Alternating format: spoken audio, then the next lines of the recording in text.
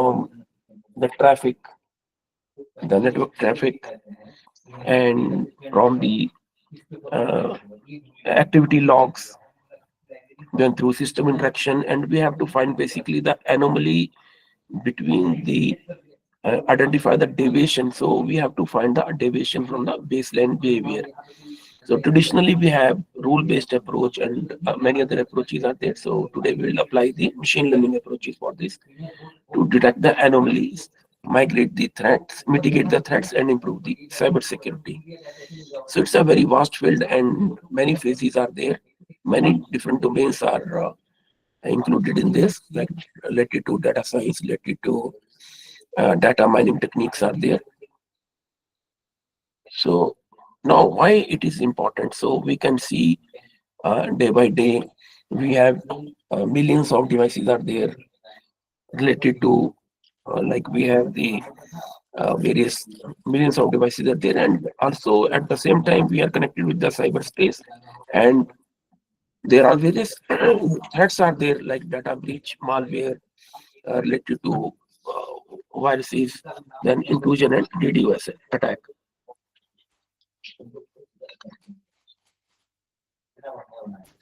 Sorry for the bad throat. So now we have to proactively secure the system by predicting the potential vulnerabilities. So how we can achieve this? So the key components that are involved in this, we have to first gather the data from logs, network traffic, user activities, and from the endpoints through or logs and system interaction, network traffic.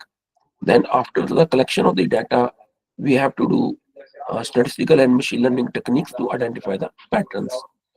So for example, we can do the clustering of IP addresses to detect the unusual activity. And finally, we can do the visualization through dashboard and reporting systems. And we can automate the response, and we can isolate the infected devices or flag the suspicious activities. So today, I will demonstrate you how to detect the DDoS attacks and how to detect the intrusion detection system. So now before proceeding this, let me show you the data so all of you will get the idea. So I hope most of you might have joined the Google Classroom and some of you might have downloaded the data also. So here you can see, so this is the kind of data set here.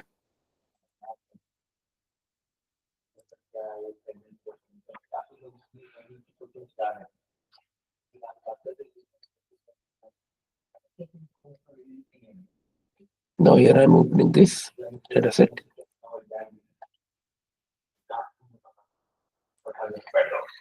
So I hope it is visible to all of you. So you can see there are various columns are there.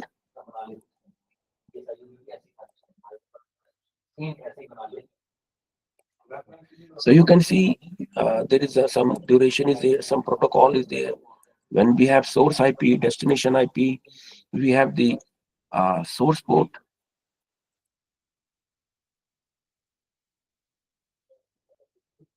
So here we have the source port, destination port. We have the number of packets we can count, byte count, and then finally we have the label data. So whether it's attack or whether it's normal. So there might be question how they have analyzed this. So during the demonstration, I will explain how they have uh, categorized these kind of patterns, attack or normal.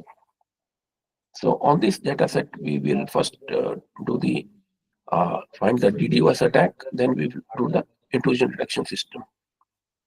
So simple DOS is known as denial of services, and DDoS is the distributed denial of service. So the main attempt of DDoS attack is to make a network resource unavailable. So you fulfill the particular resource with the uh, this traffic, and then we will see about the how machine learning can help to find out the DDoS. So we can identify the patterns, we can automate the process to detect the malicious activity. So as I shown you, We have the network traffic data CSV. So all of you required to download this data set.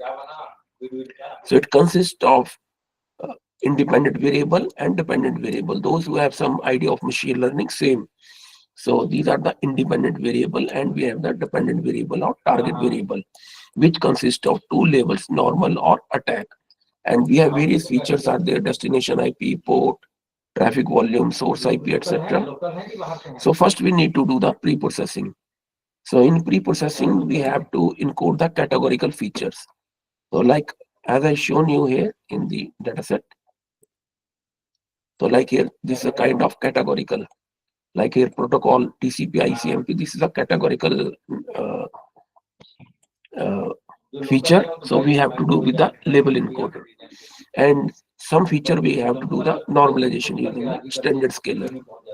So step by step also we'll see. So this is a simple example code in Python. So what we are doing, first we are finding the uh, data type of the columns. So the data types which are consisting of object, it will convert only those column into the label encoder. So during the practical example, I will show you again these step by step. Then we have to, as we are going to implement the machine learning. So in machine learning,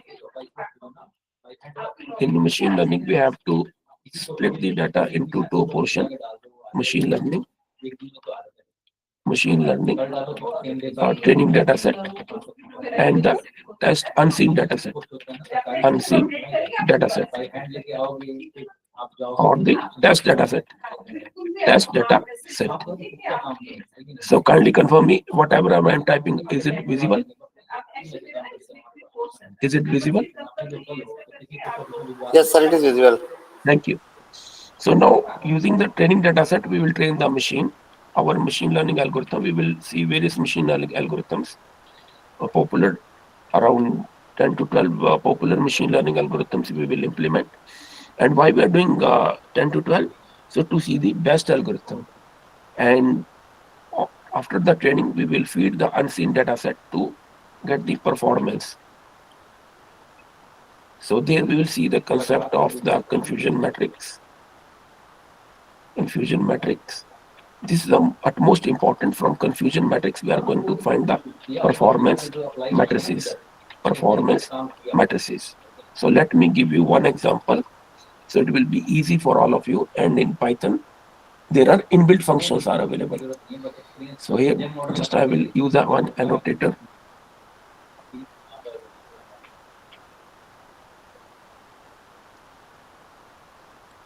So now this is a confusion matrix. It may be of binary class or maybe of multi-class. So here we have the ground truth. On the left side, we have the ground truth. We have the ground truth. We have the ground truth. So ground truth consists of like positive or negative. Positive means whether it's an attack or normal or not attack. So in case of cybersecurity, we can find it's a attack or it's a normal traffic or it's a not traffic. And this is a prediction here. Prediction by the our machine learning algorithms. This is a prediction. So in prediction, we may get the positive or negative. So now you can see this is the prediction, positive. So this is the prediction, and this is a negative. So now when it's a positive, and prediction is also positive, this is known as true positive. When actually there is an attack and our machine learning algorithm is saying no, it is not attack, this is known as false negative. And when it's a normal traffic and our it's showing it is an attack, so again it's a false positive. It is a normal traffic and our machine is also showing it is a normal traffic, so it is a true negative. So our objective is to minimize the false negative and false positive. These are also known as type 1 and type 2 error. So based on these, we can get the accuracy. We can get the precision, we can get the recall, and we can get the F1 score. Now, what is accuracy? So, from the confusion matrix, we can find the mathematical, we can derive the mathematically formula for accuracy: true positive plus true negative divided by all tuples. All tuple means true positive plus false negative plus false positive plus true negative. So that is a accuracy. And what is precision? The true positive, that is a true predicted by the machine divided by the total prediction by the machine. So you can see the total prediction by the machine is true positive plus false positive. And recall is the ratio of the prediction, true positive prediction by the machine divided by the ground truth. So what is the ground truth? So ground truth consists of true positive plus false negative. So I I request all the participants, they can either take the photo or they can note down, because as soon as I click on this, the annotation will go away. And F score is the harmonic mean of precision and recall. Harmonic mean. So we know how many tuples are there? 2. So what is the how to find the harmonic mean? It is that 2 divided by 1 plus positive plus 1 upon recall. And further, if we derive it, simplify it, we will get it as 2, then it will be R, it will be P into R, it will be R plus P. So if we further simplify this mathematically, so finally we will get the equation 2 into P into R, 2 into precision into recall divided by precision plus recall. And in Python, when we say classify simple method, or automatically it all things will be calculated. So if I ask you here one question, find the accuracy of this model. So let's say randomly I'm getting the output 7 to 1 and 5. So can anyone can tell me what will the accuracy now? So it will be 7 plus 5, 12 divided by all the sum of all the numbers. So it will be 7 plus 2 plus 1 plus 5.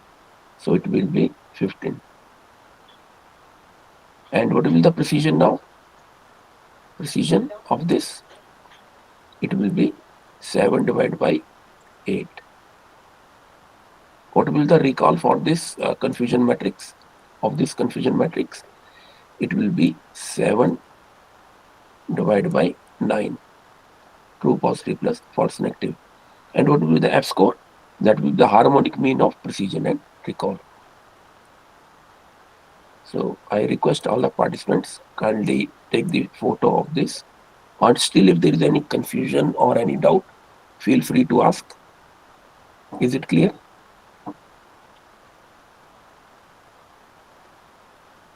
Shall I proceed?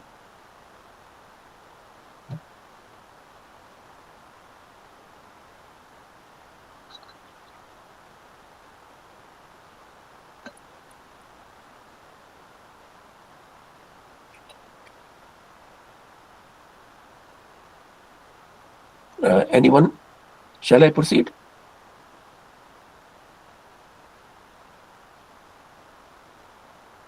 Yes, sir. Thank you.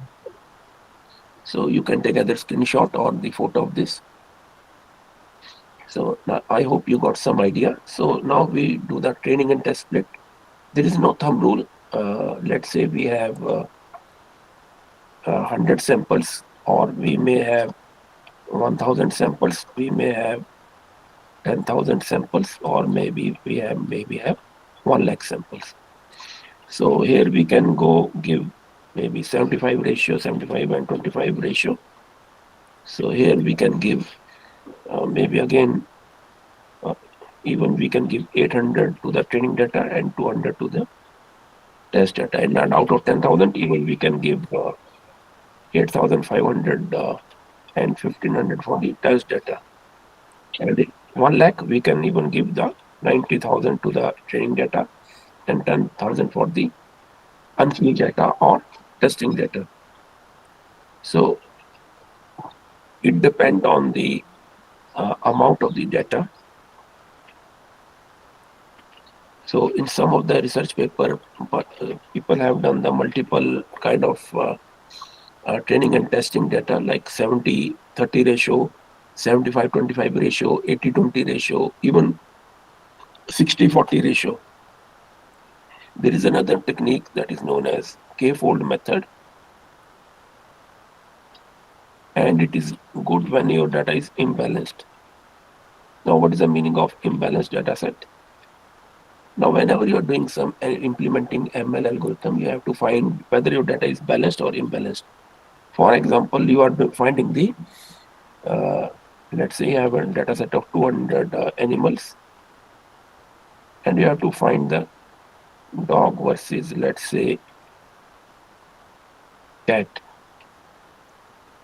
So if there are, let's say, 120 dog and 80 cats, or vice versa, or maybe ratio 110 and 90. So we can say almost balanced. If there are 160 dogs and 40 cats, so it is a kind of imbalanced data. So if we see the medical data sets, when we have rare disease, or even in the anomaly detection, or in anomaly detection, or even in cyberspace, we have to find whether it's a malware or not. So we may have the imbalanced data set. So there are various techniques are there, like augmentation techniques, you can increase, decrease the data set. So you have to see. So in that you can apply the K-fold method.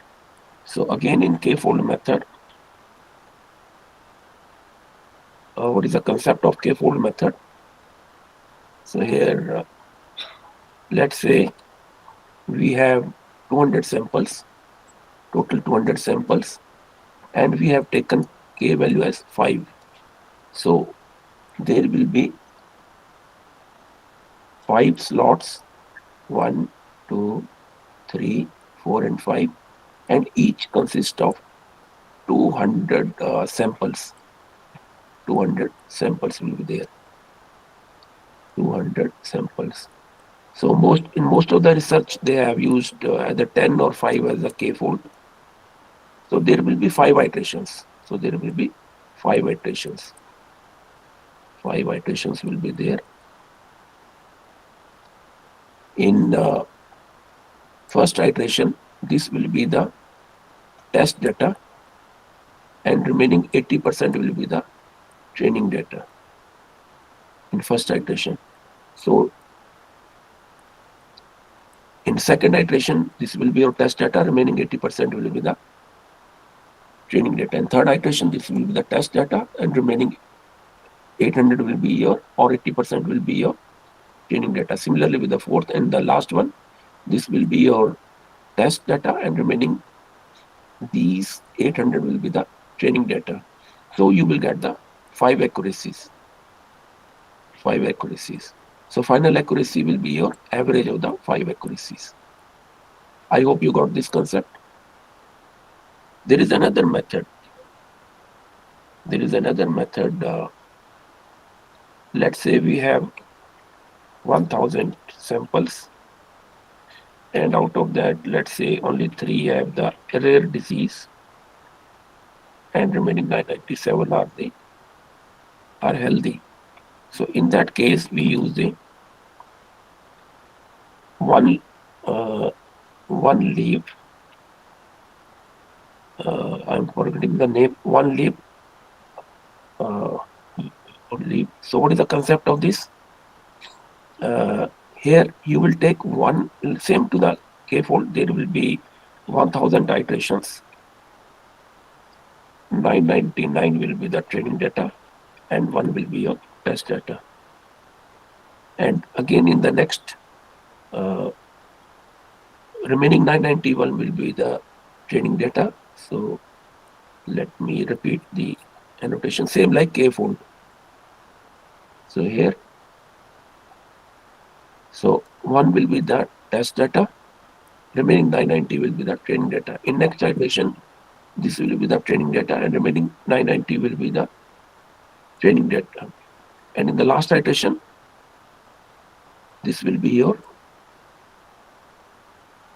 test data, and remaining 999 will be your training data. So you will get the 1000 iterations. So you will get the 1000 accuracies. So again, it's a cumbersome approach and it will take a lot of time, but in rare cases, you can deploy this method also. So for today's experimental purposes, we are going to train the data splitting into training test, or we can do in the K-fold also. So again, in Python, there is an inbuilt function, train test split, and this is our training features. This is the label feature or target feature, and this is the test size. If we don't specify the test size, if we don't specify the, let me here explain this.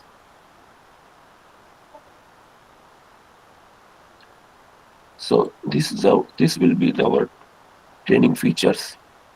The output will be this will be the training features. This will be the test features.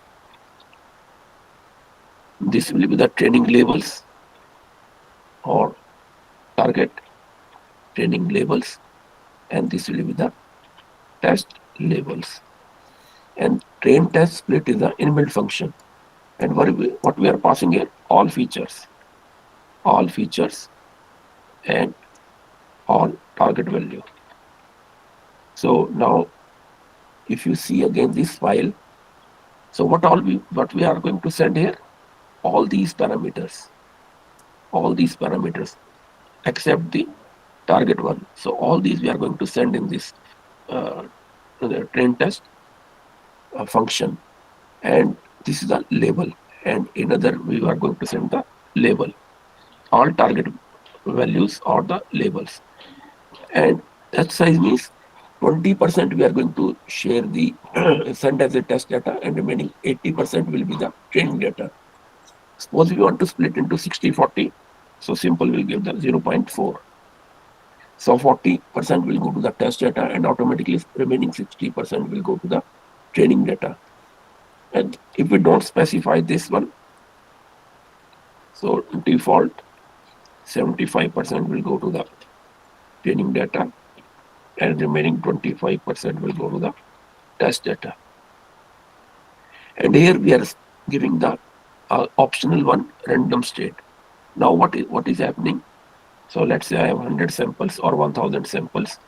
So randomly 750 will go participate in the training data, and randomly 250 will go for the test data set. So if we don't specify this will act as a seed value. This will act as a seed value. So next time again, when you will do, let's say you are doing, again you are running the experiment, and if you don't specify this parameter, so you may get the different accuracy because of the nature of the split method. So randomly you are getting the different 750 training samples, and randomly you are getting the 250 test samples. Now we want to have the same samples for the next experiment. So there we can define the seed value using the random variable. So this also you can try without random state and with random state. So with random state, every time when you run the your experiment, it will give the same performance matrices.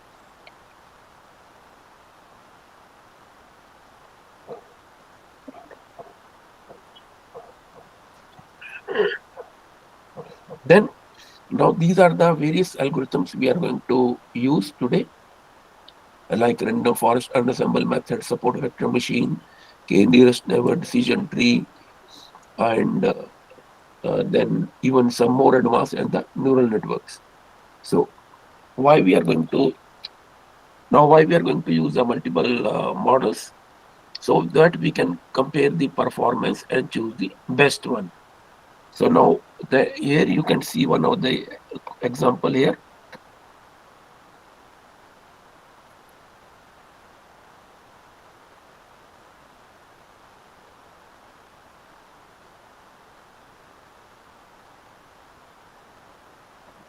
Now here you can see the example here, how to define. So those who are new for the Python programming or for this, you will see very easy to work with the Python. There are a lot of inbuilt functions are there. So simple, we'll use the random functions. We can pass the performance. We can pass the optional parameters, and we are passing here 100 decision trees. And again, we are using the fit model. And as we have seen now here, when we uh, get these four kind of output,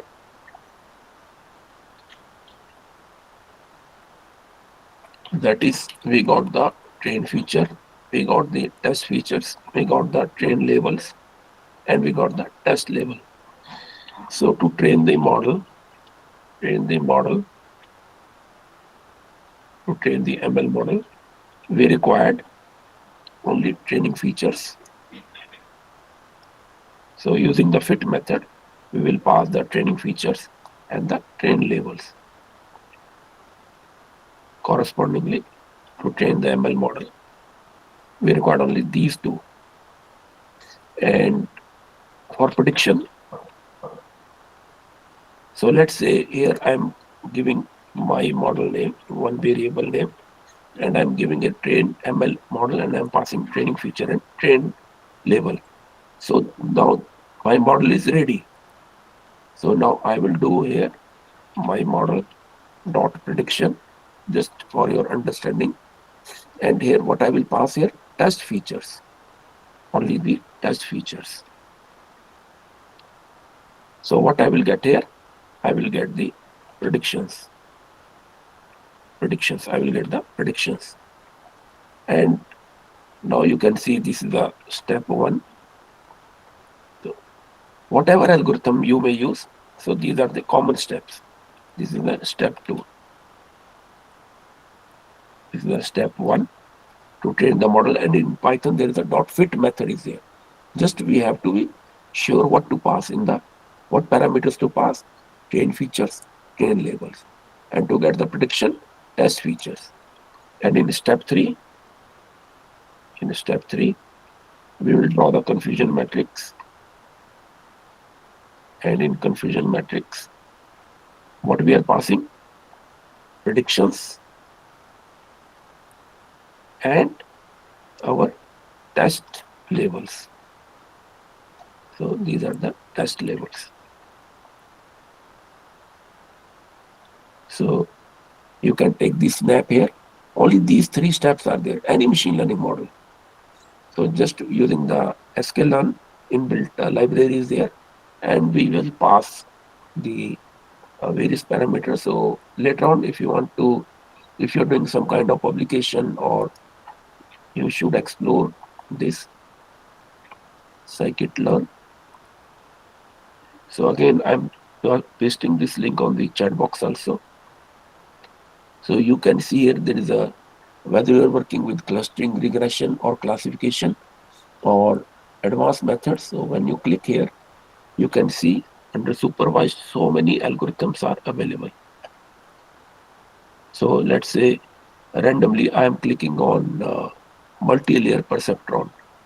So this is a concept, and you will get the source code also here. And further you can do the fine tuning with using various concepts. So you can see similarly in the random forest, what we are passing, simple, we are using the inbuilt function, and you can see here we are passing the training label and the training features. So these are the training features, and this is the training labels, and we are getting the prediction. These predictions we are saving in the prediction variable, and we are getting the accuracy score using the, or automatically this will compare, plot the internally, it will calculate the confusion matrix, and directly it will give the accuracy. Then we can compare the algorithm, we can make the comparable table, and we can do the graphical representation using line graph, bar chart. Similarly, we can do the KNN. In KNN, the value of K is very important. So Now let me give one more example of KNN here, or K nearest neighbor. So it is a K nearest neighbor.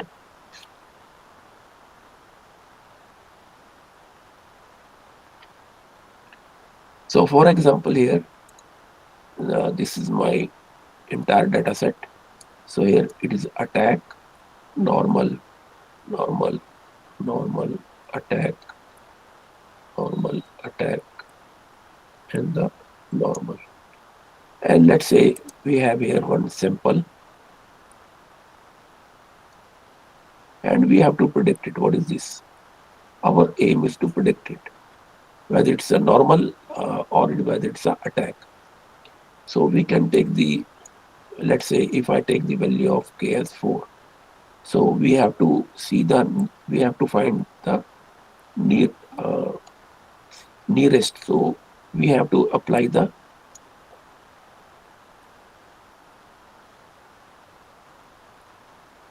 distance measure algorithms. So we can use Euclidean, we can use city block. Here, let me type here. We can use the Euclidean, we can use the by default Euclidean distance method we are going to use, but we can use a city block, we can use others. So again in the coding I will show you these algorithms. So let's say 2 are near to this block and 2 are near to A. So there will be tie because 2 are showing as a normal, 2 are showing as a attack. So because of this reason, we never take the even number. Because of this reason, we always take the odd number. So k could be 3, 5, 7, or 9, or maybe 1 also. So based on this, the result may vary. So how to optimize, how to find the k? So what we can do, we can define one range and get all the values and plot. And during plot, we can find the accuracies. So we can, let's say I have defined the value of k as 1, 3, 5, 7, 9, 11, or some more. Then we will find the training accuracy and the test accuracy. And we can compare the both one. So there are two issues are there when we are finding the accuracy. One is the overfitting and another is the underfitting. So now we have to take care of these both problems. Now what is overfitting? Overfitting, under overfitting, we have the high accuracy for the training data, for the training data, and low accuracy for the test data. So that is a overfitting. And when we are getting both as a low accuracy for training data and low accuracy for the test data, that is underfitting. So this also we need to take care. So again in the demonstration, I will show you how to find the optimized value of the k. Then we can use the unassemble method. There we can do the hard voting and soft voting. So it is always recommended, whatever problem you might be doing. So you can deploy 10 to 12 ML algorithms, or if you are maybe working with deep learning methods, then you take those algorithms which are giving the top. You can select the top 3 with good results. And then you can go for the unassemble approach or voting approach. Voting or unassemble. So again, there are various methods are there. Unassemble those. Unassemble or voting approach. So also today we'll see about the voting. So in voting we have the hard voting and we have the soft voting. We have the hard voting and the soft voting. Now what is this hard voting and soft voting? So if let's say again we have to take care of the, so we may take either 3 algorithms or maybe 5, 5. So in most of the cases, we take the three algorithms.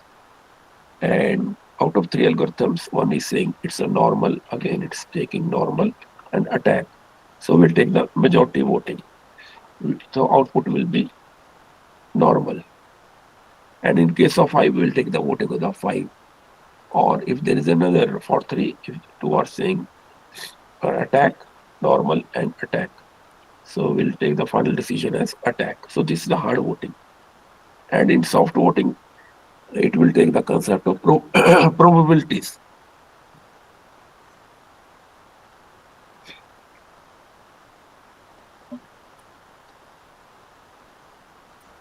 So we can relate one example. Like if I ask you, will it rain today? So out of 3, 2 are saying yes or no. So we'll take the majority voting in case of hard voting.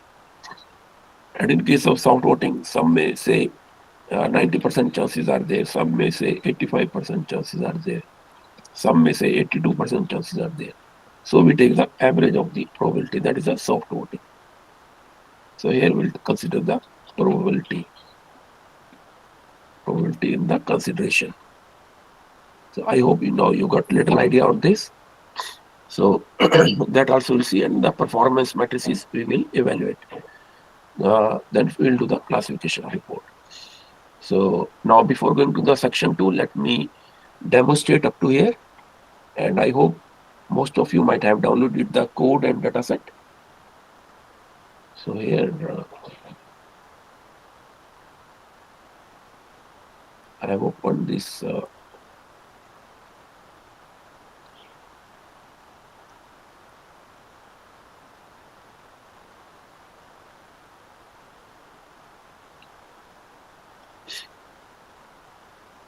So now I'm going to show the code. Kindly confirm me once font size is visible to all of you, or shall I zoom it? Can you see the source code?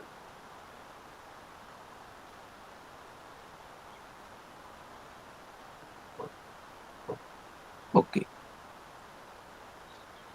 So now you can see the pipeline here. So first I will show you about the DDoS, and the second part I will show you about the intrusion detection. So what is the pipeline for cyber attack analysis? First we need to collect the data. We can collect the data either from the benchmark datasets, or we can collect from our own network traffic. And then we can upload this network traffic data from our system or even from our Google Drive, because there may be nature, it may be in several GBs. So we can, it's better to upload in the Google Drive, and from there we can connect to our code. Then we need to find whether is there any missing value, because this is very important. For example, if we don't handle the missing value, if I have to find the average of these numbers 5, 7, and 9. So output will be like 9 plus 7 plus 5, 21 plus 3 will be 7. If there is another value 5 and there is some value null, and then 7, then 9. And if we take the average of this, it will generate the wrong answer or error. It will not compute, it will give us the null. So because of this reason, any method when whatever we are trying to apply, so we have to take care of the missing values. Then there we have seen the various protocols are there, like ICMP protocol, transport, or the transport layer we have the UDP protocol, TCP protocol, source IP, destination. So we require some encoding techniques. And for better model convergence, we can normalize the numerical features.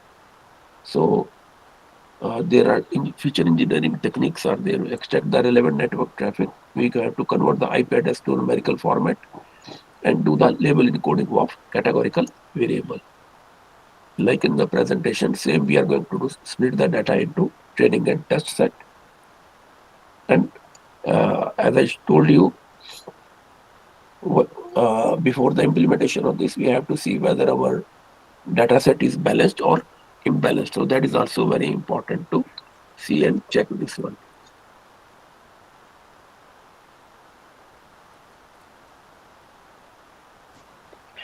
Then we do the model selection. We can train the model. We can use neural networks, uh, gradient boosting techniques, decision tree, random forest for intrusion detection,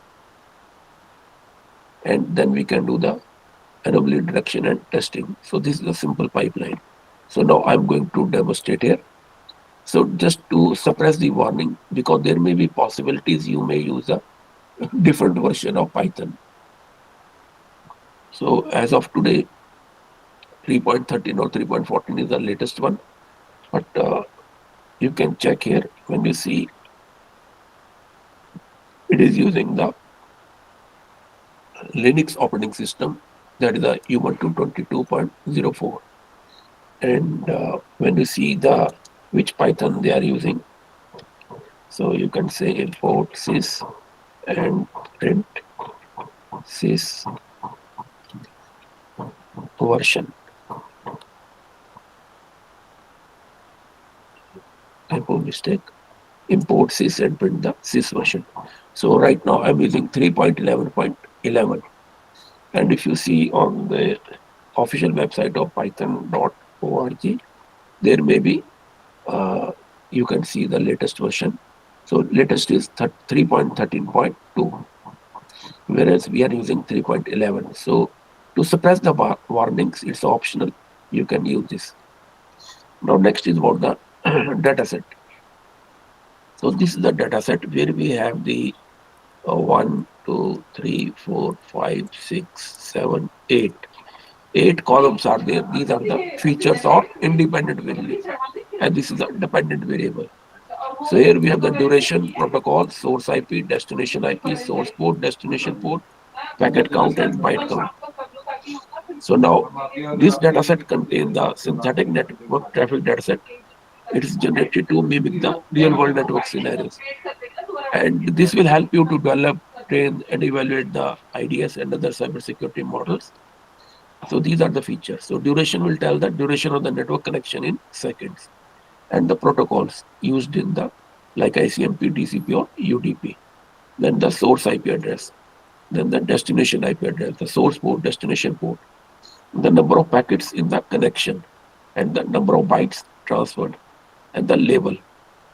So this network has been done classification of network traffic into normal and attack. So how they have find out? So and there are IDS based like SNOT open source. SNOT is available for intrusion detection system. So it will train the machine learning, and let me here clear this. So you can see supervised learning. This will train a machine learning model to classify the network traffic, and one can do the anomaly detection. So it can capture this data set. Now I'm going to upload this data set. So here I'm going to use the library. So from google.collab,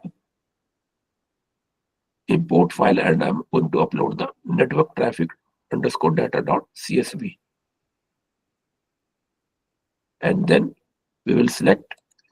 Similarly, once you have downloaded, you can go to that particular folder where you have downloaded, and you select that folder.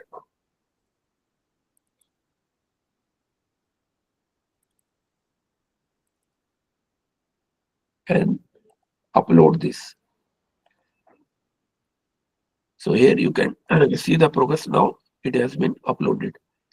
As we are using the Linux, so you can use the Linux command also. Those who are aware with the Linux command, simple.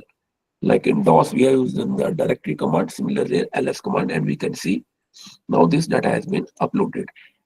Now, as I told you, there might be question how they have identified and how the data is generated. So there are various open source tools are available, like Wireshark, TCP dump or net flow to capture the network packets.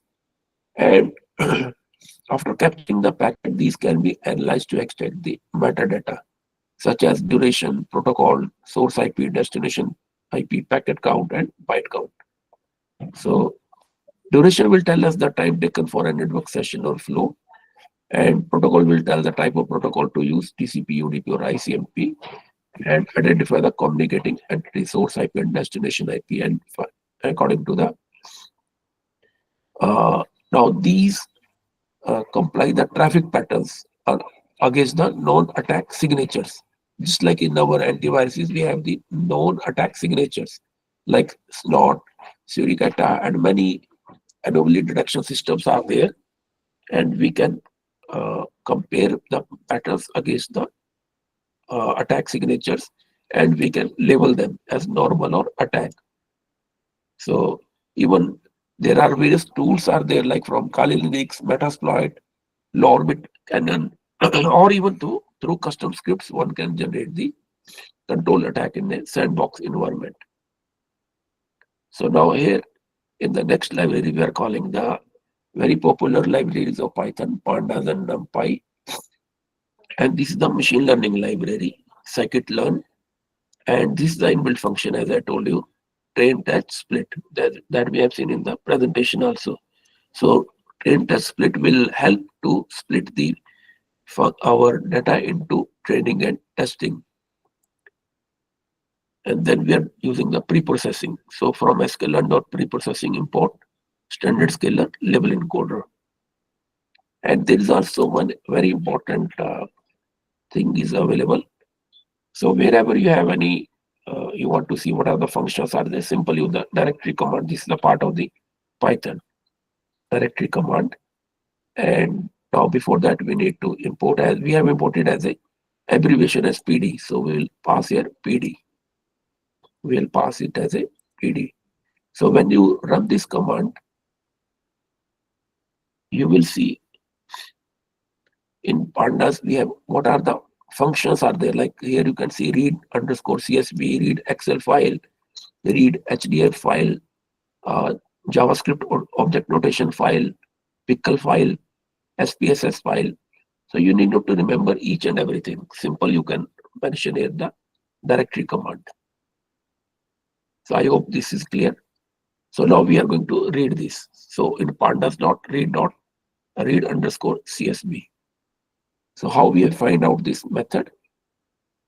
So here under directory, you can see it is already there. Read underscore CSV. So we are using this function. And then we are reading this data and we are showing the. Now when we run that dot head, by default, it will show the first 5 lines. If you want to see only 2 lines, we can run the only 2 lines. It will show only the 2 lines. Then further we can see here, is there any null value? So we can ask data is null. So it is showing you this. Now here, if I cut this method, so if I ask data is null, so it will check for all the columns, all the tuples, and it is showing false, false, false. But in between, we are not able to see. So wherever there is a null value, it will show as a true. So what we can do for better clarity,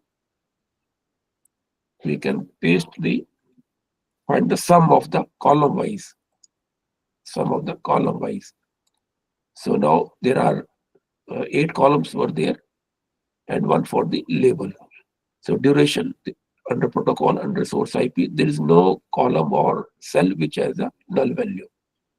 So we can check by another way also, pd.isNull data.sum. So there is no null value, so we need not to go for pre-processing technique for null values. Now this is important to see the data types of each column. So you can see under protocol, under source IP, under destination IP, and under label, these are the objects, and remaining are float and int64.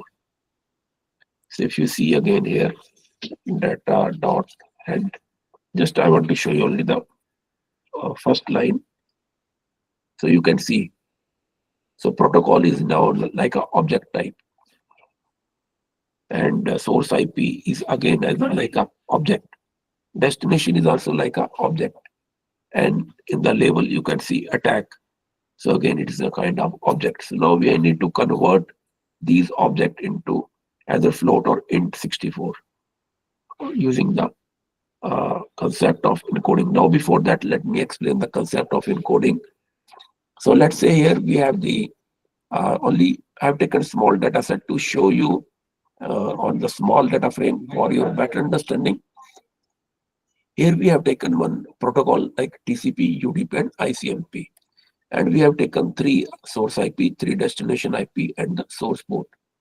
And first we will read this data frame, and we are going to save this data frame into a variable df1. Now when we print this df1, you will see here protocol, source IP, destination port, and source port. And here, and if we now see the whatever data types they are handling, so they are handling 3 are object and 1 is the integer one.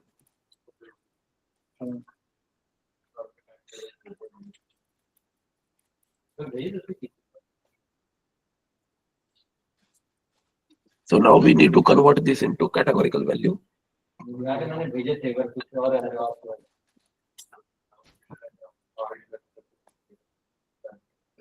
So here,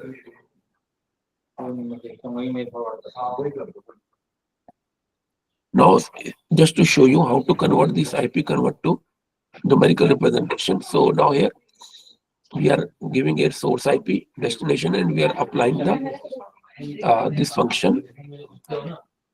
One is this method using integer as type int64. This is the one method we as type as int64 as either in int32 or int64. And now after converting this, so here we have now the source IP, the destination IP. So now it has been converted into integer. And when you see again the data types, so now except the protocol, remaining now has been converted into int64 or int32.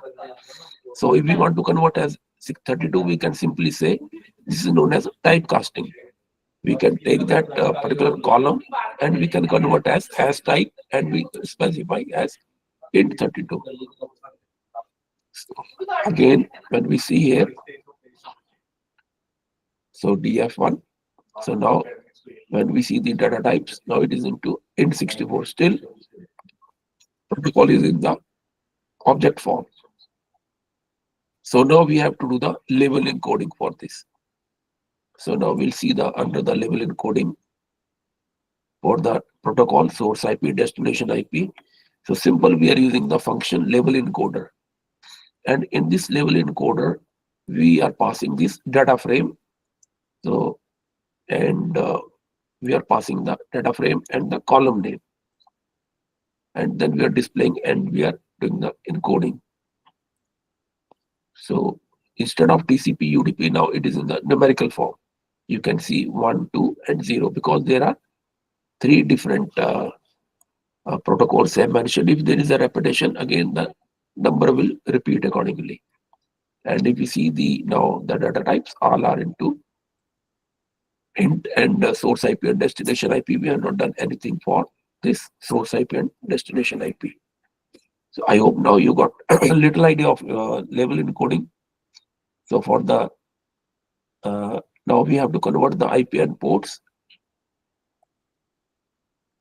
So by default they are not categorical, so we can convert them into numerical techniques or into the categorical. So we can do the again encoder and fit the transform source IP.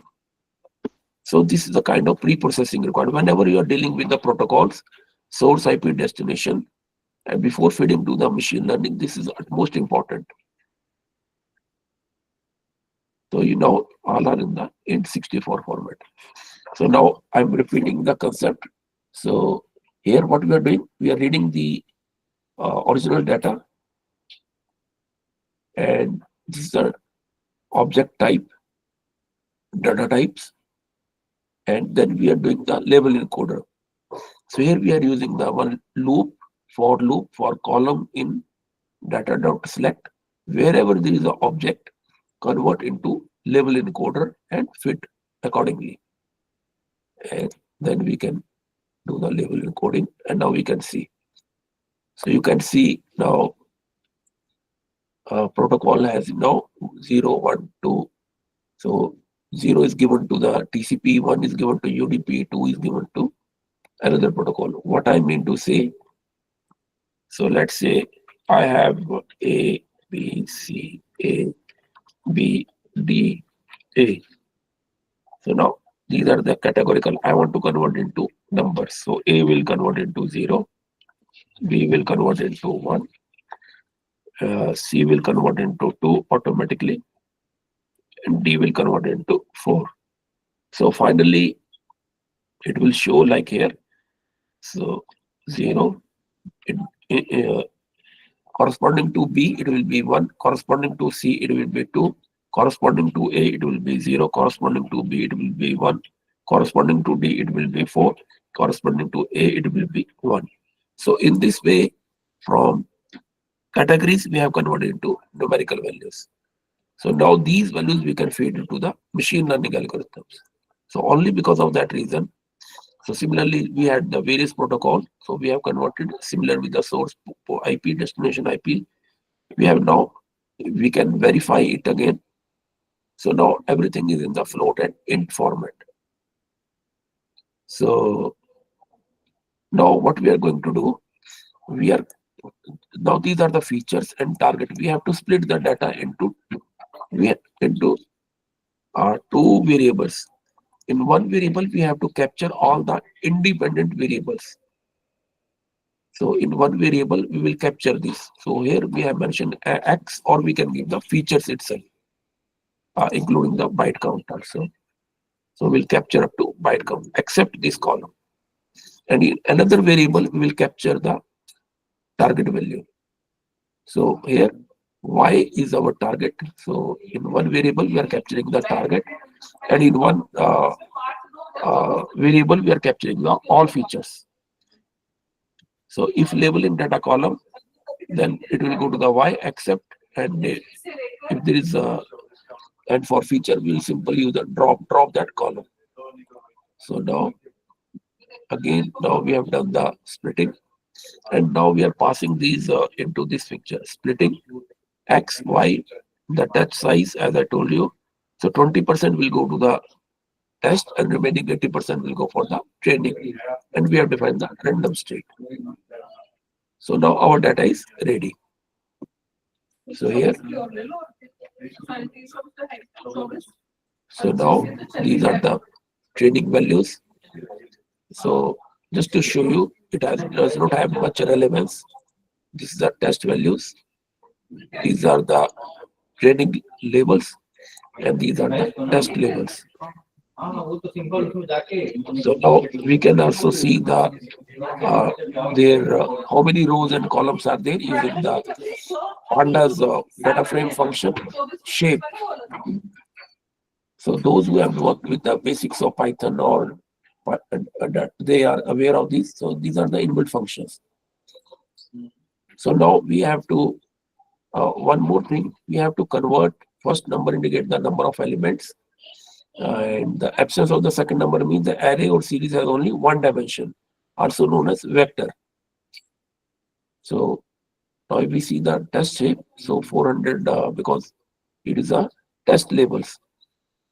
So now what is the difference between 1600 comma 1600 comma 1 comma 1600? So 1600 comma means it's a one-dimensional array, also known as vector, and this means 1600 rows are there and one column, so it is a two-dimensional array. And this means one row and 1600 columns are there. Why this is important? Because we have to feed accordingly to our machine learning algorithm, so we can do the reshaping. So now here, when we have done the reshaping, so -1 will automatically determine the number of rows, because we are not aware how many rows are there. And one ensure there is only one column. So it will convert one-dimensional array into two-dimensional array. That is n comma 1. So in this way, we are shaping to ensure it is a two-dimensional. And many machine learning algorithms require input in the shape of sample and features. Even if you have a single feature or vector, you have to convert into uh, to array format or matrix format. So like here for your, this is just an example. So let's say we have a one-dimensional array, and if we print the shape, it will show 5 comma 1, 5 comma. So that means it's a one-dimensional array. So we can now convert into, we can see there are 5 comma 5 columns are there. 5 comma, so it's showing as a one-dimensional vector. So now we have converted into 5 comma 1. So it is showing now 5 rows and 1 column. So we can print it also. We have reshaped it, and now it is a extend reshaped to. So we can print it also.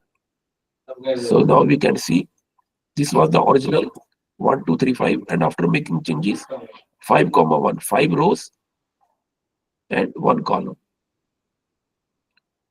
So similarly here we have the extend data. We can convert into source IP, destination IP like this, and we can see the tested. Why we are doing all these things? Because these are the requirement of the various machine learning algorithms. We can verify the head and other things. So once you are confident, once you are aware of these things, you can ignore all these steps and directly you can go for the implementation of your machine learning algorithm. So here I'm skipping this. I hope you got the idea. So now we have reshaped it. So now we have to standardize the feature using standard scaler. So in this, this is the standard scaler where mean should be 0 and standard deviation should be 1. So why this is important? So various algorithms like SVM, neural networks, they perform the better and converge faster when features are on the same scale.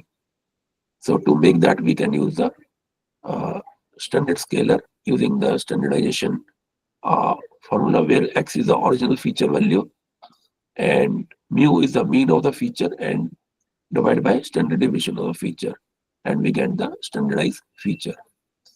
So like here, example here, like say we have the age and we have these salaries are there. So you can see here different scale is available. So now if we print the original data, so this is the age, this is the salary, and after making the standardization, we can get some negative and some positive values.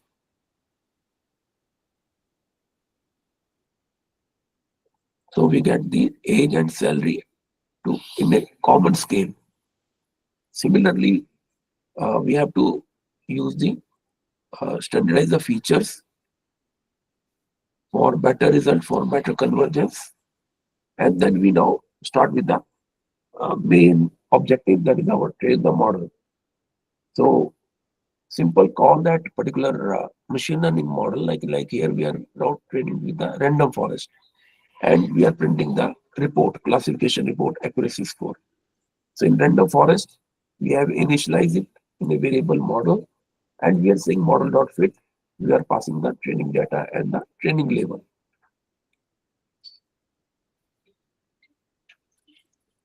And then we are doing the prediction and we can get the accuracy here. So you can see now it is very easy to work with the random forest, and we got the accuracy of around 48% because we have very less data. So we can now here we can see we are converting into to for better understanding what is next test. I'm just renaming it. So now we are going to create the SVM model. So simple from sklearn, we are importing the support vector classifier, we are initializing it, and model.fit, we are giving the training feature and train labels, and we can get the predictions here. So here we need to train the model, how it is ready, and then we can do the prediction here. And we are passing the test features. So now these are the predictions.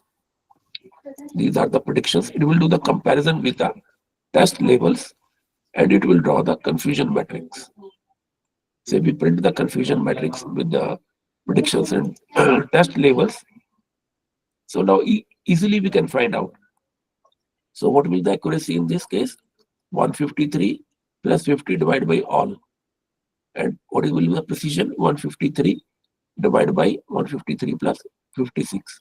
What will the recall? 153 divided by 153 plus 141. And when we can get the harmonic mean. So simple, we have to say here, print classification report based on this confusion matrix, and we'll pass the prediction and test level. So you can see here, we got these values for accuracy is very low because of the less amount of data, precision recall, and the F score. Now next is about the KNN, K nearest neighbor. So here we can define the range 1 to 10 or maybe more, 1 to 20, and we can get the training accuracy, we can get the test accuracy. So you can see the training accuracy is 100%, then 73, 74, 67, etc. And test accuracy is 50%, almost around 50%. So instead of comparing, we can plot it. So plotting or visualization will give the better idea, and we can easily find out. Now here you can see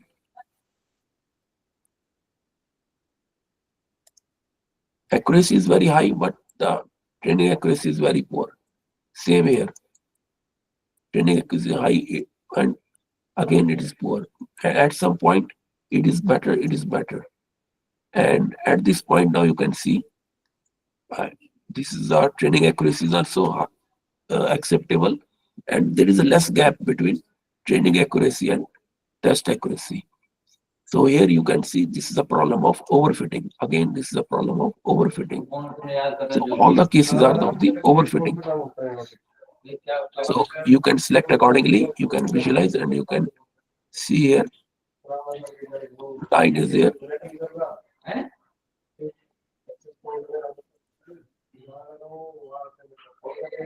So and nearest neighbor 9, and we can now KNN.fit any algorithm, any machine learning algorithm, simple, only change with the model name, that's all. Remaining code will be same, training accuracy, test accuracy, and we get the 63 and 53%. Same now you can see with the logistic regression. So we have import the logistic regression. So again you can see only there is only change of the model name, and then we can run it with the logistic regression. We got these accuracy. Same with the decision tree. So you can see 100% accuracy for the training data and 48%. So this is just directly, easily we can find out this is a case of overfitting. So now next we can go for the random forest. So random forest is a part of unassembled technique. So again, we got the accuracy of 100% and the 48%. Then we can apply the gradient boosting technique. So gradient boosting technique, we got the accuracy of 79 and 50%. Then already we have deployed the SVM. Now neural networks. So again, we can call the neural network, and we are passing the values, parameters, and we are getting these values.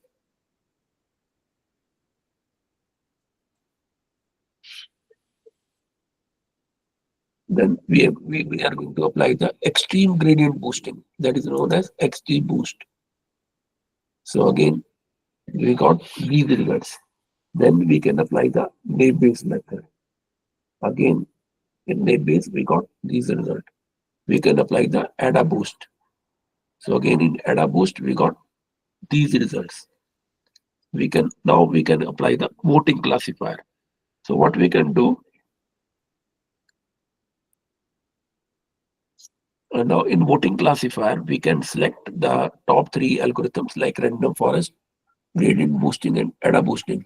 So here we have specified three classifiers, and we are giving the voting classifier, and we are specifying these random forest, gradient boosting, and ADA boost, and we are specifying here voting is equal to hard. And in case of soft voting, just this parameter we need to change. Instead of hard, we have to write here soft. Now we'll run this voting classifier, and we can visualize it also. So now we can see random forest, gradient boosting, and ADA boost. And now we can print the result of these. So we can see for random forest, the result is approx 50%. Similarly with the gradient boosting, similarly with the ADA boost. And finally, for unassemble, we got the 51. Now same we can do with the soft voting. So under here, so from unassemble, and we can predict the accuracy there.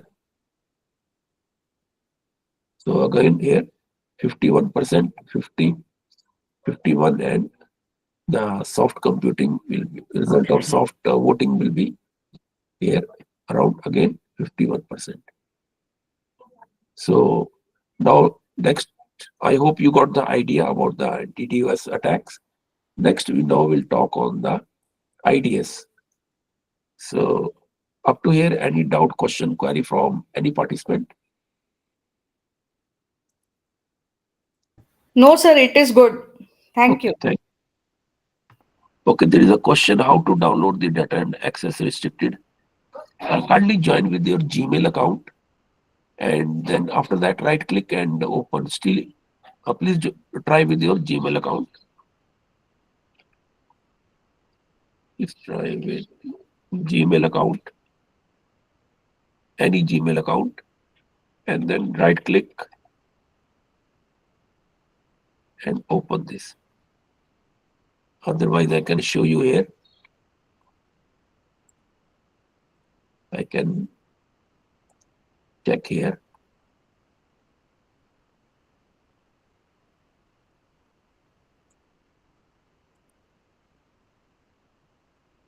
So you have to do the right click. So once you join with the Google this with your Gmail account, so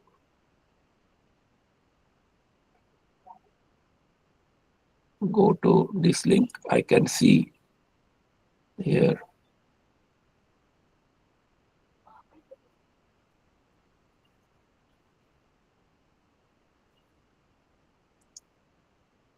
Anyone able to join this classroom? Anyone?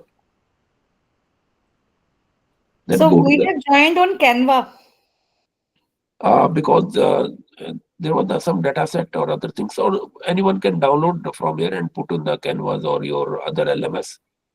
Then just simple right click and open the link in a new tab and download it. This will be open anytime. Any participant can download. This is for the section 1 dataset. This is now section 2 that I'm going to discuss, and this is a Python notebook that participants can download.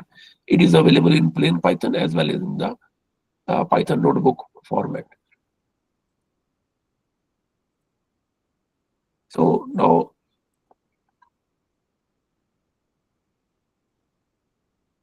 next we will talk on the IDS. So we left with the 35 minutes.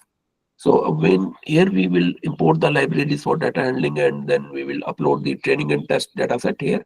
We will inspect the data using the head, info, and describe functions. And we will check for missing value. And if there is a duplicate, this is a part of the exploratory data analysis. We will analyze the target variable distribution Again, similarly, we will find the categorical feature. We will plot those categorical feature using count plot. We will compute the correlation matrix for numerical feature. Then we'll drop the highly correlated and redundant features. Then we'll map the target variable to the numerical labels. We can use other techniques also, like one hot encoding, or drop the useful, less useful features. So now it is one hot encoding. Let me show you. So suppose if I do the one hot encoding for ABCD. So earlier, in earlier case, it was like this. In one hot encoding for A, B, and for C, and here it will be like A, like here B, like here C. So when it is a case of 1, so it will be like here 1, and for remaining it will be 0, 0. And for B it will be 0, it will be 1, it will be 0. And for C it will be 0, 0. And so you will see automatically the three features will increase, or three columns will be increased in when using the one hot encoding. It is a one hot encoding. So let me show you about the one hot encoding, and then we will deploy the model. We can apply the previous one machine learning algorithms. We will scale the data using min-max scaler. We will split the data, train the model. We can use the and even we can customize the deep neural network. We can use the input layer. We can use the hidden layer. We can use the one output, because why we are using only one neuron, so it will give the binary output, either 0 or 1. We can use the sigmoid activation function. We can train, because it's a binary, so we can use the binary cross entropy loss and Adam optimizer. So there is another technique, early stopping. Now, what is this early stopping? Suppose you have given here 100 epochs. Now, what is this epoch? Suppose you have a data set of, let's say, normally I take this example. Let's say you have 200 students and they visited some lab,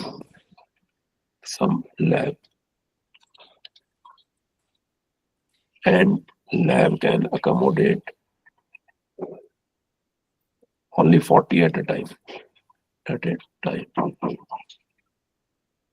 So now we'll see, because this is a very important concept in neural networks as well as in the deep network. So that means how many splits are there? We have to split the group into 5 groups. When all 5 groups pass through the lab,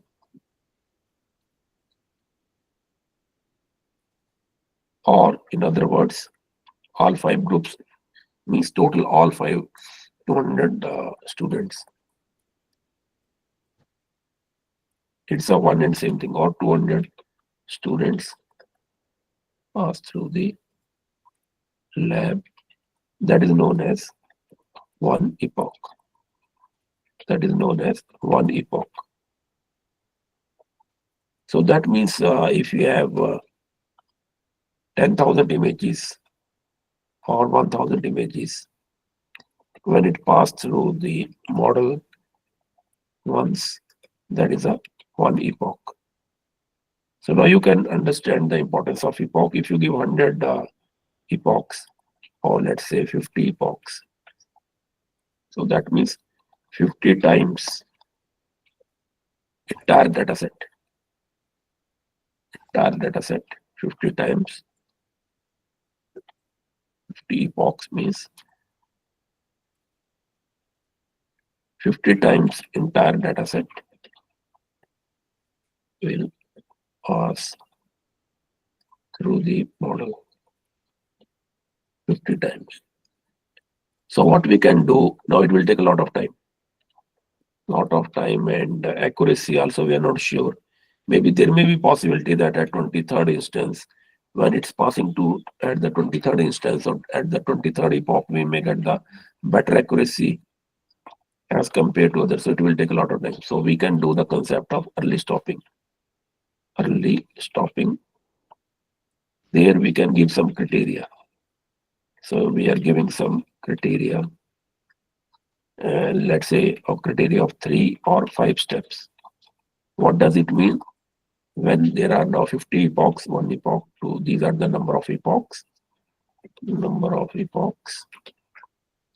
When we are passing the number of epochs, 1, 2, 3, 4, 5, and so on,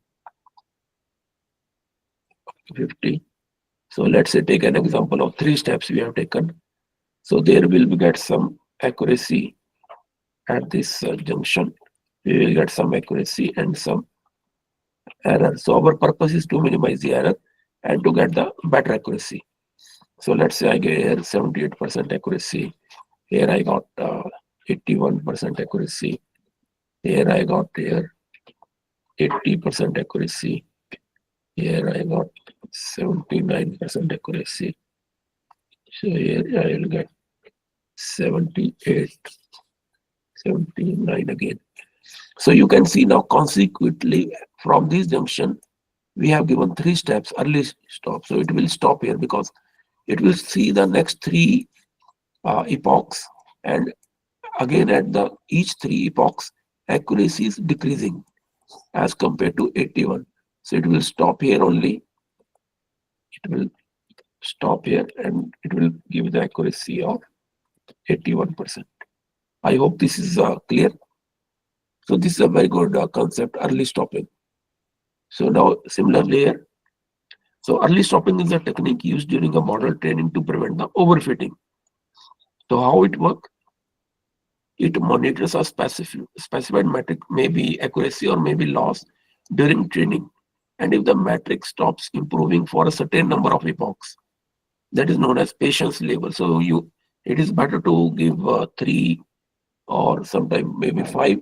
So it will check for those 5 number of epochs or for 3 number of epochs, and it stop the training process. I hope this is clear. So why?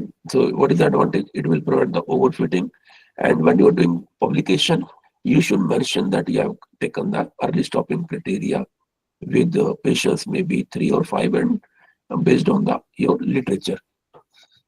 So then you can prevent the overfitting. It will save the time and it will select the best model with the best weight. Then we are going to use the binary cross entropy.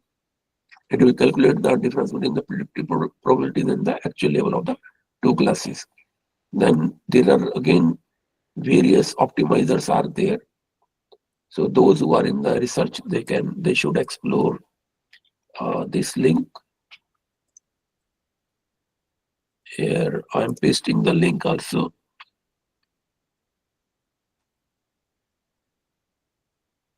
So you can get the n number of data sets.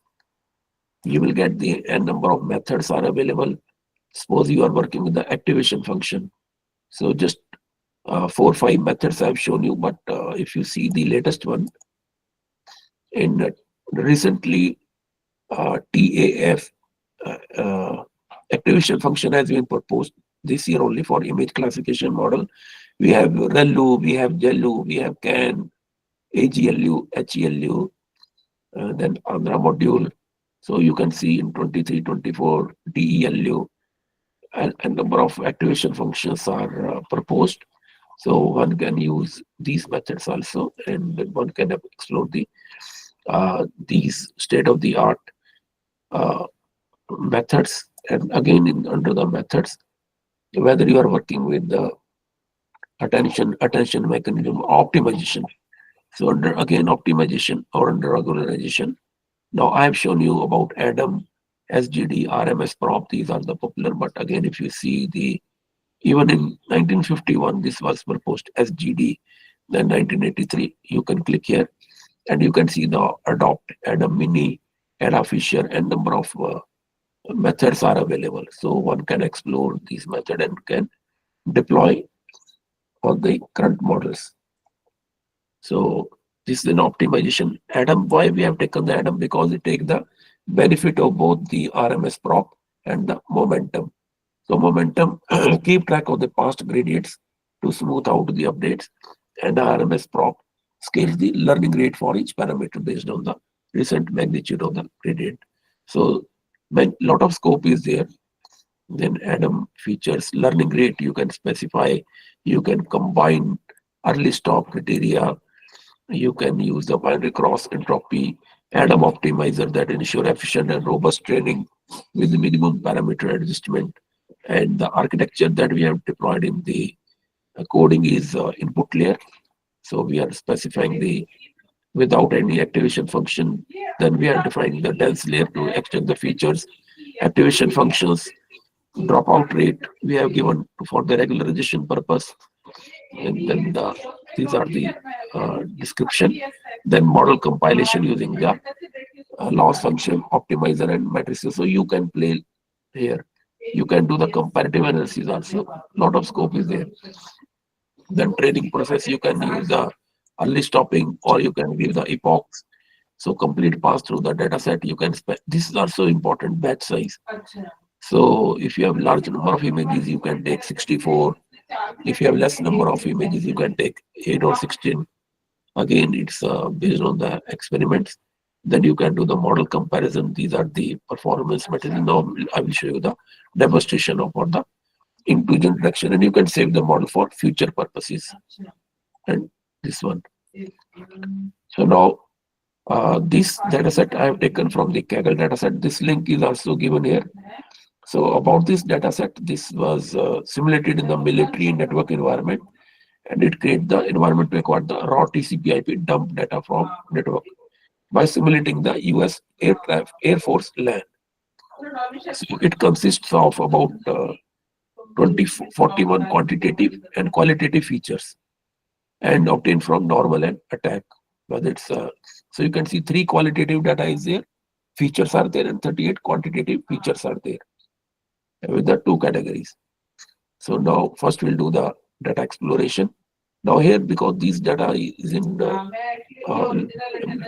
various large size, so instead of uploading, we can also bind from the Google Drive. So now here I am uploading these training and test data. So again, if you see the this training and test data here, so you will all of you will get the idea. Here,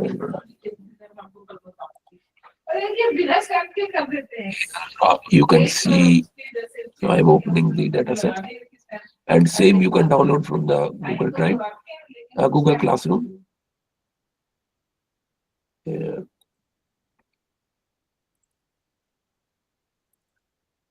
So under session 2, you can see the we have the separately training data set and test data set. So you can see the it's given here the protocol type, service flag, then a number of numbers are there, and you can explore similarly with the test data set. So here, here we have the training data set, and we have the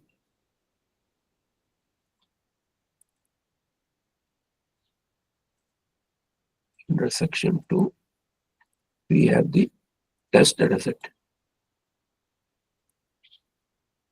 So here, so this is again the like duration and the other parameters are there.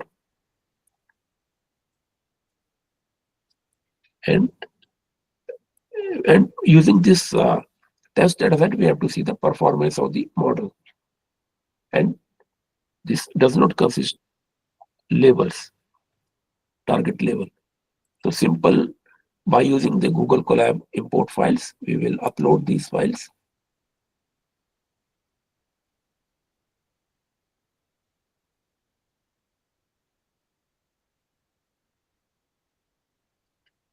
Now we'll select similarly. Once you get these code or download later on for practice, you can upload similarly wherever you have downloaded, like in my case on the desktop, the folder I have attached here under section 2. These two, you can select multiple also using the control A, or with the help of mouse you can select multiple file also. So here I have selected both files and uploading both training and test data.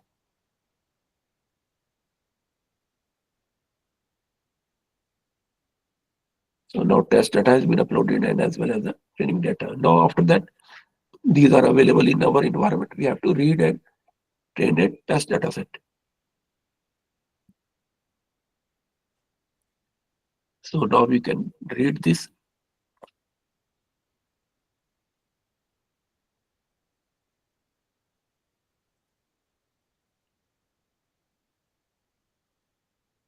Now we can option to display more rows and columns. We can use, if you want to show all the rows or specify a number also, you can use the pandas also this option, and then you can specify you want to display more rows and columns, so you can see extensive number of columns are there.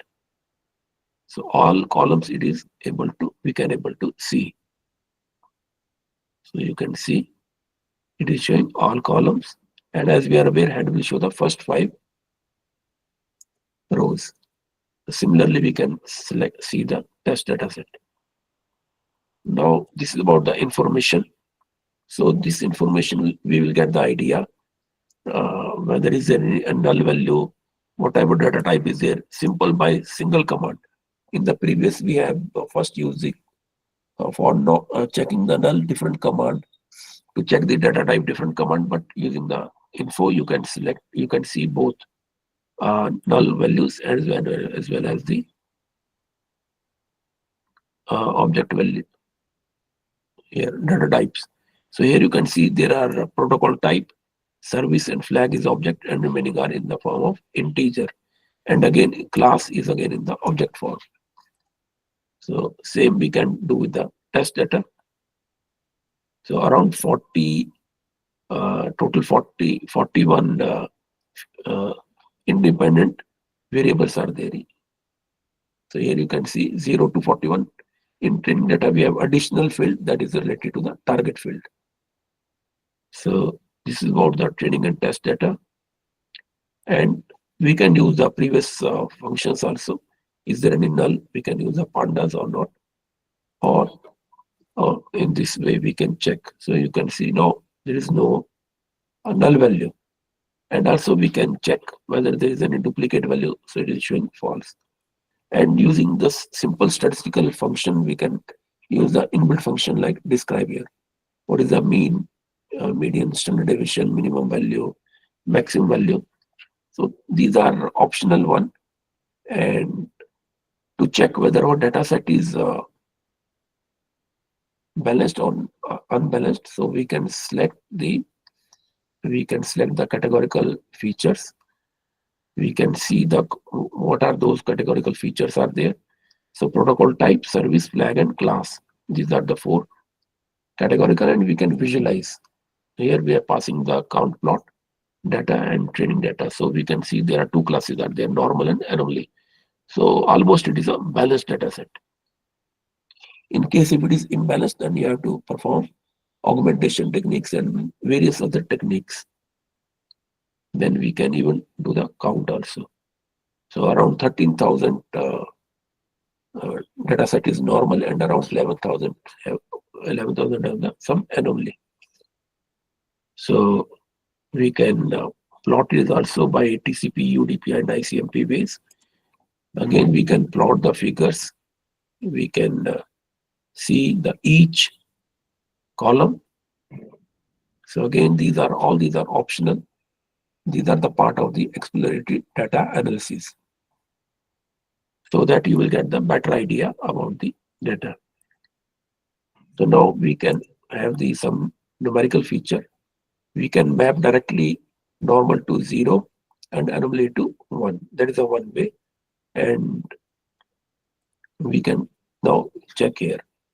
So how we have done? Simple. We have defined here labels normal as a 0, anomaly as 1, and we have done the mapping. So we are now converted into 0 and 1. To do the one thing, there are various methods are there. So now we are selecting the data types which are numerical, and here we are seeing those columns. So you can see here duration, source by destination, port count, uh, destination host. Then all these we can see here. We can also find the correlation between these labels.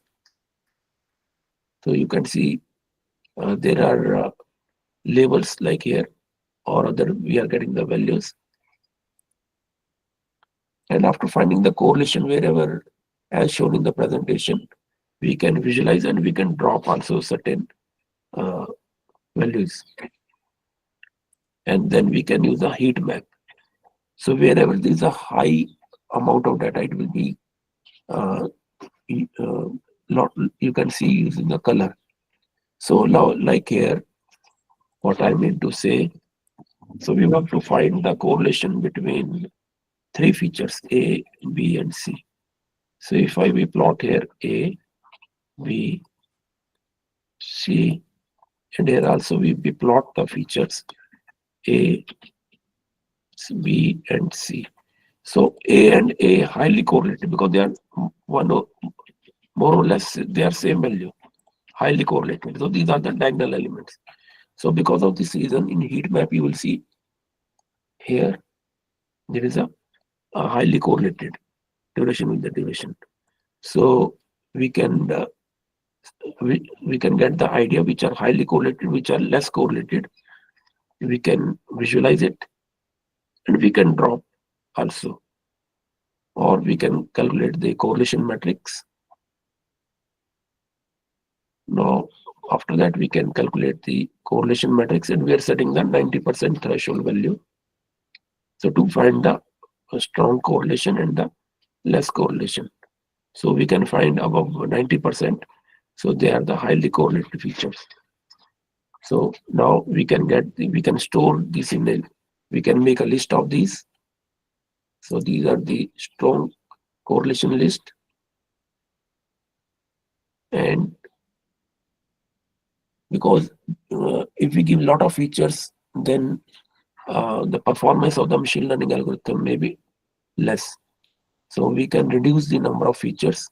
We can find these are the highly correlated, and we can see the shape. The 25,000 more than 25,000 rows are there, or tuppers are there, or samples are there with 43 columns. So we can drop those which have the strong correlation, because it's a part of the feature engineering. So now we have done the drop those features. Now after that we can see the number of unique, and we can drop the, like here, service also. And again after that we can verify the shape. So now from 43 we have now come to the 35. So 8 features we have dropped. So similarly here we will check for the test dataset. So in the test dataset we have 41 features. We can again drop the highly correlated features, and we can also drop the service because we don't require this. And then from 41 we have reached to the 33. So almost 8 features. So in this way, we will get the better results and good accuracy. Now, after doing the feature engineering, now we have to deploy the various machine learning algorithms. So now we'll got the node training features. We can see the columns, and now we have to convert this protocol type service into dummy. This is also one type of one hot encoding, but one feature will be lesser than the one hot encoding. So now if we see the shape of the trained data shape, and when we apply the get the dummies, and here we can drop this, and now our data set is almost ready. So now we will have the baseline model here, like we have the in the baseline model, we will use a linear model like logistic regression, or the earlier one that we have deployed, any of the model. So now we are going to deploy only two models here. One is the logistic regression, and we are getting the min-max scaler. And after doing the min-max scaler, we'll split the dataset into training and test dataset, as we have done in the previous case. And we are applying the scalar.fit transform on that dataset. And same we are doing with the test dataset. Now we got the standardized dataset and normalized dataset for training as well as for the test dataset.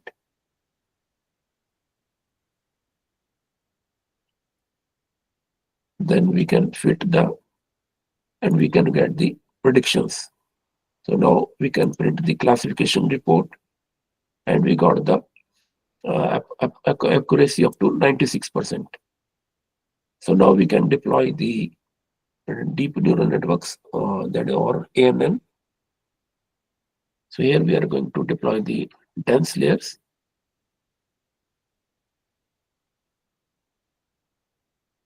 So now what is the difference between simple, like we have convolution neural network, we have deep neural network. So here the major difference is that, let me use the one annotation here.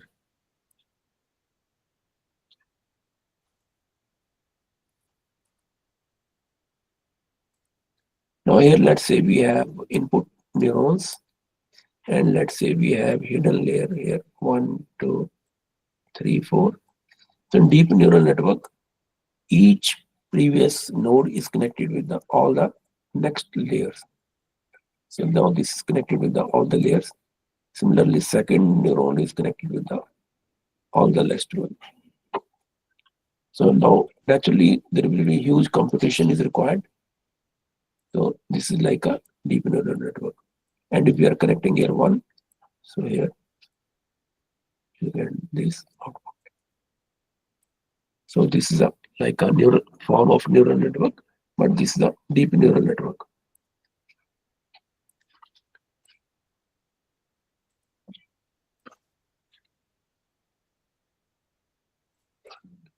So I'm closing the extra windows.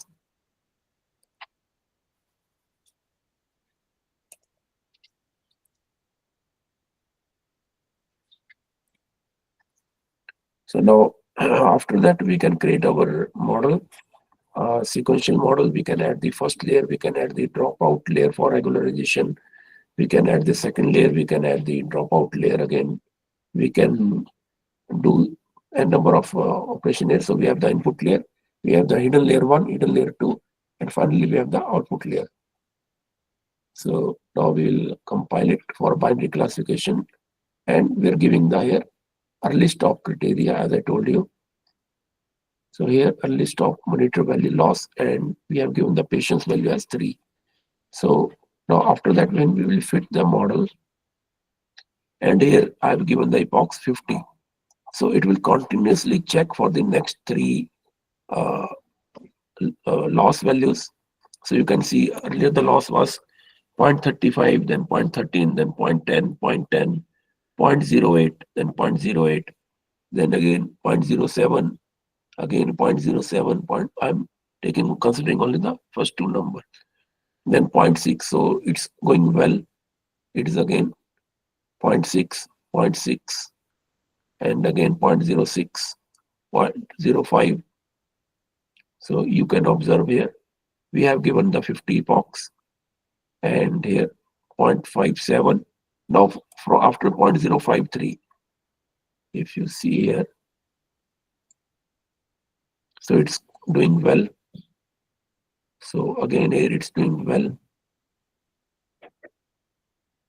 So now it has loss is decreasing, so it's keep on continuing. So, and now we are at the 28th epoch. So still now after 40 it is increasing here. So now but in third one it has decreased, so it will continue. So if in case if you have given a 100 epochs, so again after 39, yeah, it now it has stopped at the 35th epoch. I hope, let me show you here. So here I have given the patience value as 3. So it will continuously check for the next 3 epochs. So from here it is decreasing, again it is decreasing. Now here it is decreasing, and now after 37, if you see here, it is increasing. It is increasing and it is increasing. Have you noticed there? After 0.374, it is going to check the because we have given the patience value as 3.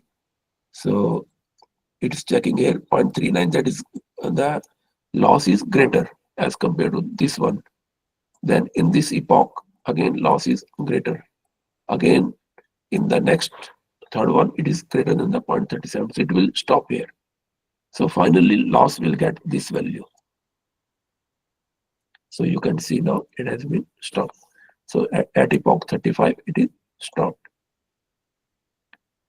So now what is epoch, what is batch size, as I already told you. So then you can visualize this, and you can print the classification report, and then you can do the model comparison also.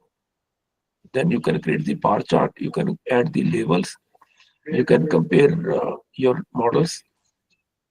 So let's say you have deployed multiple models, you have found the two models, you can do the comparison between ANN and the log model about their precision, recall, F score, and the accuracy. And you can, this is about the explanation of the ANN model. And finally, you can save it also. You can change the batch size. You can change these split. You can have the multiple. Now in this case, I have not specified the early stop, so it will check immediately the next one. So after 32, 12 decreased. Then after this 10. So after that another one is increasing. So it has stopped. So explanation of the model training and the summary is given here. And in the last, this is what the visualization of the model that we have used. And to save the model, you can see model.save my model, whatever name, .h5 format. And then you can download, and you can compare with other, or you can use for later on. So you need not to train it again and again. You can save your model and you can reuse it. So now I stop here. Now we'll take some question answers. So any question, query from any participant? So just I will revise what we have done today. So for related to cyber attack analysis, we have taken 2 problems. The first problem related to the DDoS attack, and second with the intrusion detection system. So for both of these attacks, we have taken the two data sets, one for the DDoS, another for the IDS. Then after the explanation, we have seen about the Dataset, we have seen how to do the pre-processing wherever it was essential. And after doing, we have done the split the dataset. We have done the various model building. Even we have deployed the hard voting and soft voting. Then after doing that, we have done the performance matrices we have seen. And in section 2, we have taken only the two models. Then after doing the exploratory data analysis, we have done one with the logistic regression, another with the ANN. So there we have deployed the deep neural network, and there we have seen the concept of early stopping and the model saving and deployment. So this is all from my side. So now any question query from any participant?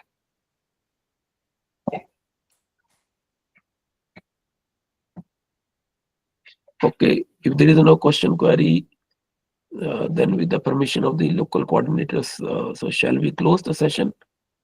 So I request all the participants, they can join, they can download, or Dr. Abhishek, he will help to give the material with you. So tomorrow also I have one more session that is on the federated learning. That is also very important one and very useful session. So with these words, I thank you one and all. Thank you. Thank you very much, sir. Thank you, sir. So shall I leave, sir? On Ishika? behalf of Faculty Development Program on Digital Forensics for Innovators, leveraging open source in cyber investigations, organizing committee, I thank the respected FDP speaker Dr. Amit for their valuable talk and hands-on session. With the permission of FDP speaker, I'm concluding the session. Thank you all. Thank you very much, sir. Thank you, sir. Thank you. Thank you, sir. Okay. Aman, sir, you are in the session. Yes, very good evening, sir. Good evening, sir. Dia?